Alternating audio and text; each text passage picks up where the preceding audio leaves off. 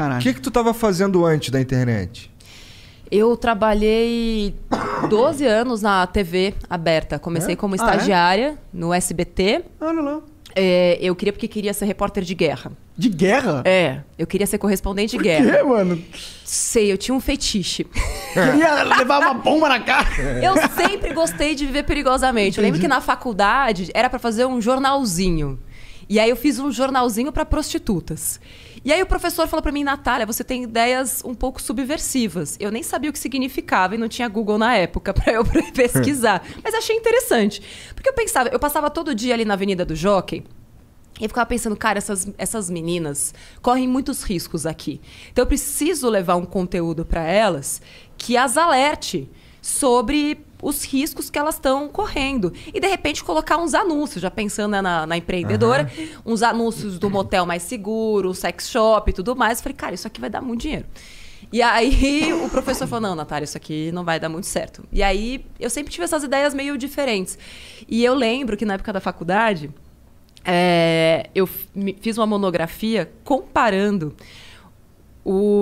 a cobertura da guerra do Iraque feita entre veículos distintos.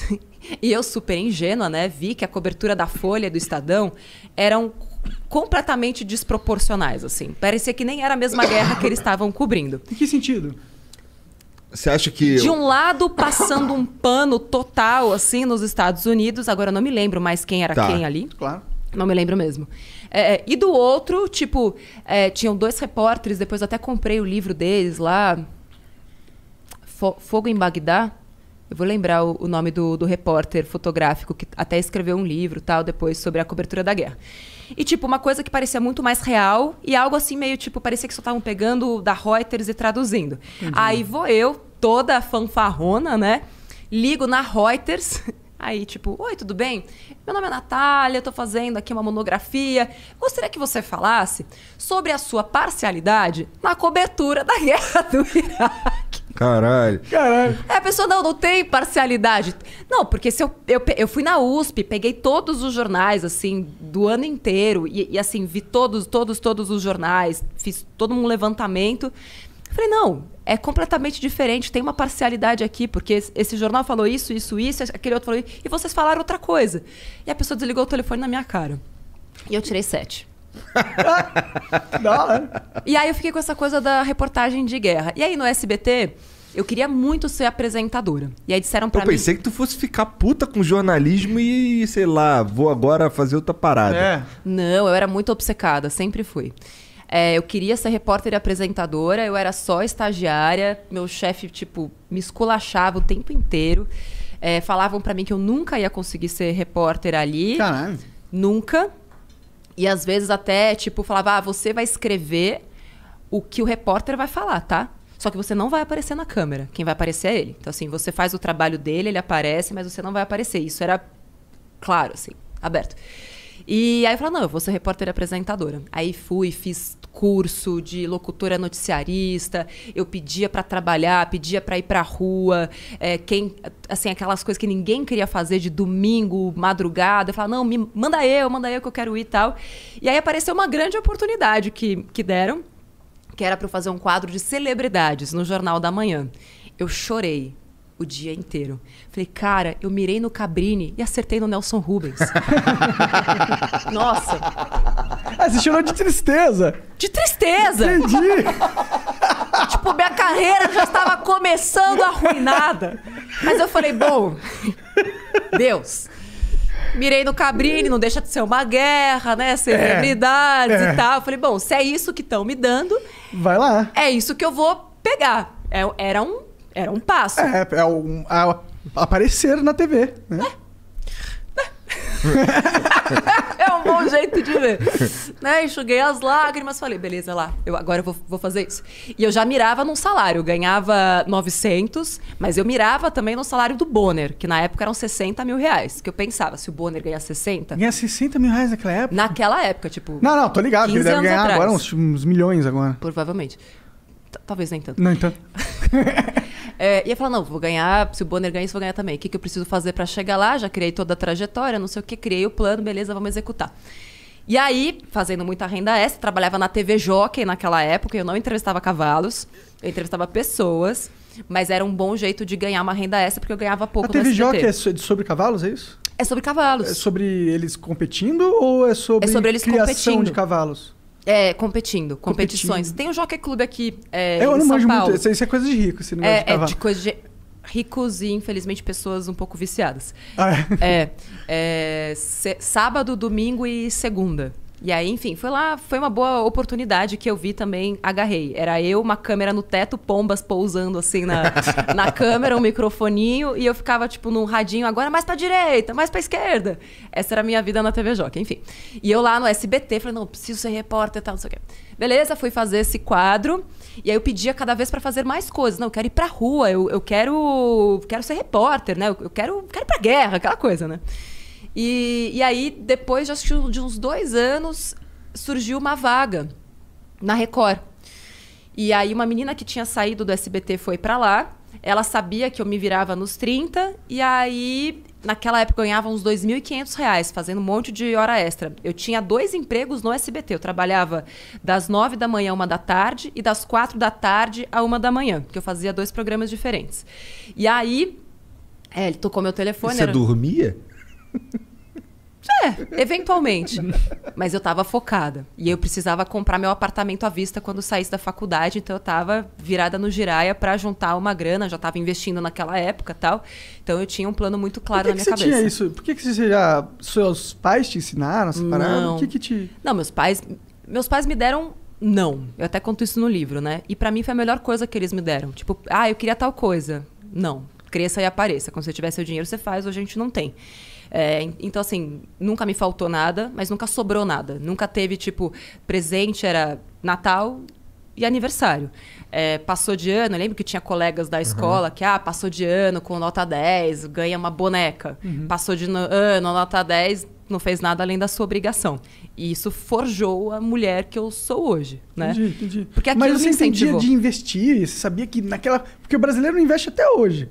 Investe, você não fale isso, tá? Não. Porque a nós maioria... estamos mudando a vida financeira das pessoas no pouco. Com certeza. Mas se for comparar com os Estados Unidos, lá, proporcionalmente falando, e lá atrás era menos ainda. E você já tinha essa visão. Por quê? Como? Como que você tinha visão de investimento? Você viu na TV? Não, eu tinha 8 anos. Dá tempo de contar as histórias todas? Olha, cara, o tempo é seu. O tempo é seu.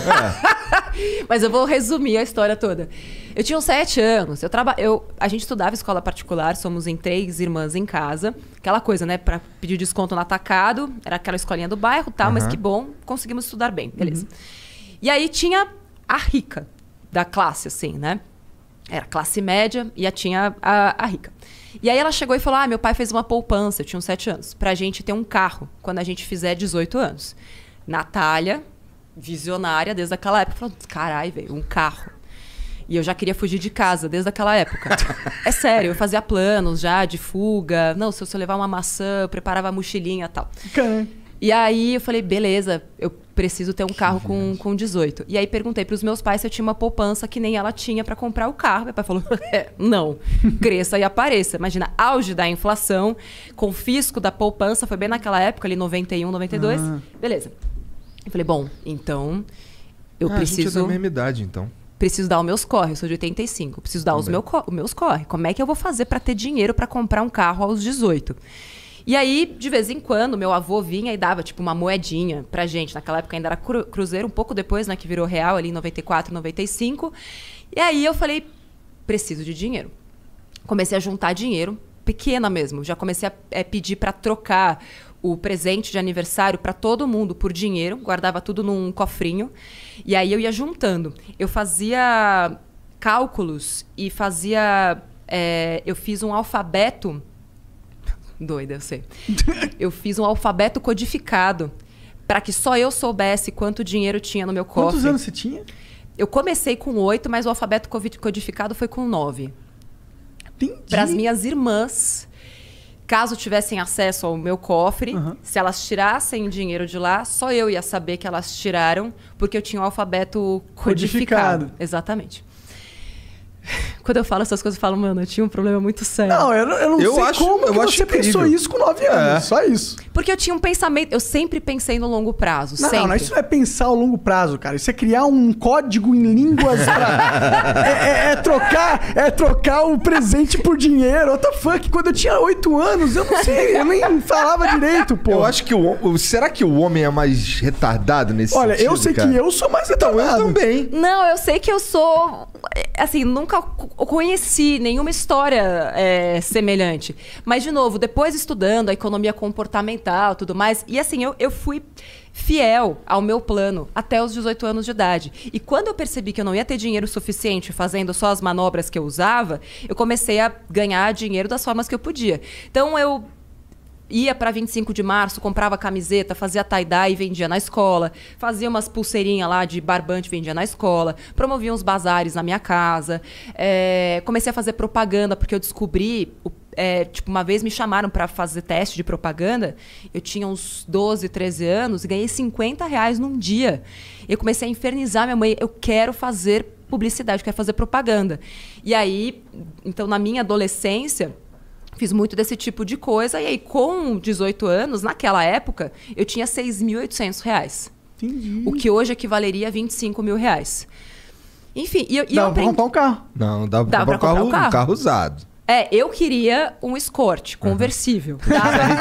Dava pra comprar um bug, no caso. E eu ficava finais de semana olhando o jornal e circulando qual era o carro que dava pra eu comprar. E eu lembro que tinha um carro repetido. 2. Um era um bug... E outro era um Jeep Willys, 88. Nunca vou esquecer. Todo final de semana ele tava lá e falava, tomara que ele esteja aí ainda quando eu fizer 18. Porque era a única coisa que dava pra comprar. Enfim. E o que aconteceu? Não tava... No fim das contas, a minha madrinha tinha feito, sem eu saber, um consórcio. Pra mim. No meu nome. E quando eu fiz 18 anos, ela foi contemplada. E eu nunca soube disso. Na sorte, assim? Na sorte. Vai lá. Aos 18. Eu não sei se ela deu um lance, porque eu odeio consórcio. Então, assim... Não é legal, não incentive consórcio. Minha mãe tá fazendo um consórcio nesse momento. Eu não gosto eu fiz um consórcio pra comprar o primeiro carro e foi uma experiência meio bosta. Não gostei, não. Assim, eu não gosto. Tem vídeo no canal explicando por que eu não gosto de consórcio. Mas, enfim... E aí, a carta era de R$11.900. E aí, deu pra comprar um casinho... peladinho, mas que era maravilhoso. E aqueles R$6.800, falei, bom, isso aqui vai ser o meu primeiro passo para o meu apartamento quando eu sair da faculdade. E aí que eu comecei a investir, porque até então eu nem sabia que existia investimento. Eu fico pensando, eu já fiz esse cálculo, né, de quanto dinheiro eu perdi dos 8 aos 18. Nossa! Por não ter investido, nem que fosse na poupança, que naquela época até rende... Hoje é uma bosta, tá? Poupança, não faça isso. Mas depois que eu fui entender que o dinheiro podia trabalhar para mim e que quanto mais eu me esforçasse com a força dos juros compostos, aplicando em bons investimentos, e fiz muita cagada como todo mundo, perdi dinheiro em fundos de investimento, porque, né, brilhou o olho e tal. Mas foram todos esses aprendizados que hoje me proporcionam poder ensinar isso para as pessoas. Porque é um conhecimento de vivências. E já estava dentro de você desde pequenininha, né? Pois é. Que engraçado isso, que loucura. É uma loucura mesmo, gente. Mas